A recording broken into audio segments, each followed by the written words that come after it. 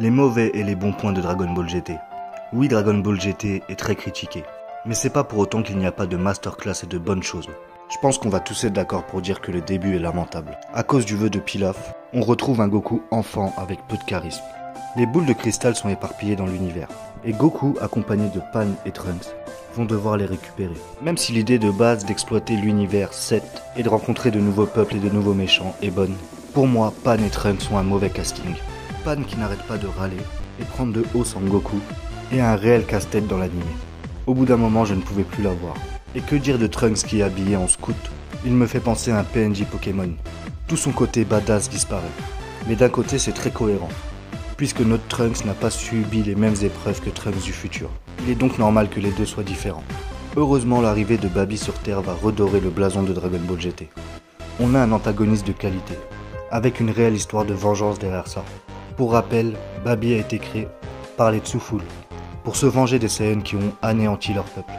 Baby commence à prendre le contrôle de tous les gens vivant sur Terre, et même la famille et les amis de Goku, qui sont maintenant des rivaux pour lui.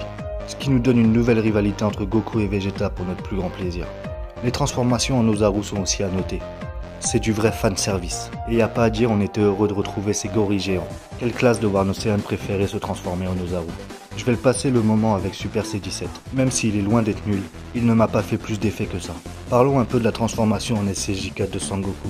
Quelle masterclass, quelle maturité. Ça revient aux origines des Saiyans. Tout est parfait dans cette transformation. Et que dire de l'OST qui va avec, qui vous donne carrément des frissons. Je trouve que tous les vœux de la Team Z qui se retournent contre eux est une idée géniale.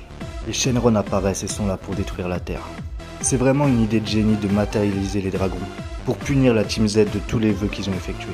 Et que dire des trois derniers méchants, Lee Shéron, Su Shéron et Ei Shéron. Un flow incroyable, des méchants de qualité. Une fusion Goku et Vegeta qui restera gravée dans les mémoires. C'est sans aucun doute une masterclass ce Gogeta SSJ4. Et que dire de cette fin? Goku qui part sur le dos du dragon et dit au revoir à tous ses amis et sa famille. L'OST qui va avec est incroyable. Pour moi, cette fin te remplit d'émotions. Comment ne pas être triste devant ce petit Goku qui dit au revoir à tout le monde? A noter aussi que le générique et les OST de Dragon Ball GT sont incroyables.